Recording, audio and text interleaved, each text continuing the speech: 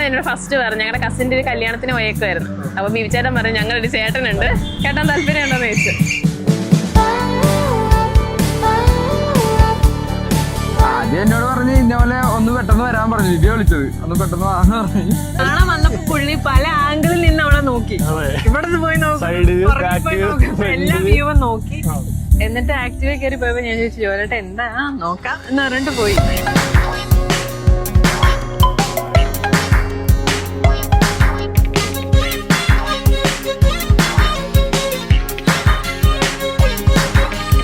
മിന്നുനായിട്ട് company ആണെന്ന് വെച്ചാൽ മിന്നു ഇവിടെ പഠിക്കാൻ വന്നിട്ടുണ്ടായിരുന്നു. അപ്പൊ അവൾക്ക് ഇവിടെ ആരും വേറെ കറങ്ങാൻ പോകുന്നൊന്നും ആരും ഉണ്ടായിരുന്നില്ല. അപ്പൊ എന്നെയായിട്ട് കണക്ട് ആയി.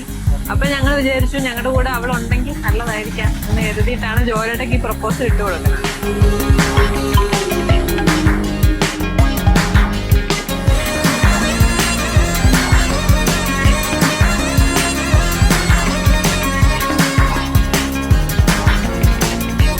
ഫസ്റ്റ് ജോലേട്ടൻ എന്റെ ഹോസ്റ്റലിൽ അവിടെ ഒന്ന് വന്ന കാണാന് ഫസ്റ്റ്. അത് പക്ഷെ ആരോടും പറഞ്ഞില്ല. അത് കഴിഞ്ഞപ്പോഴത്തേക്കിനും പിന്നെ ചെറിയ ചേച്ചിയൊക്കെ ഞങ്ങൾ മീറ്റ് ചെയ്ത്, പിന്നെ അമ്മയും ചേച്ചിയൊക്കെ ആയിട്ട് മീറ്റ് ചെയ്ത്, പിന്നെ സംസാരിച്ച്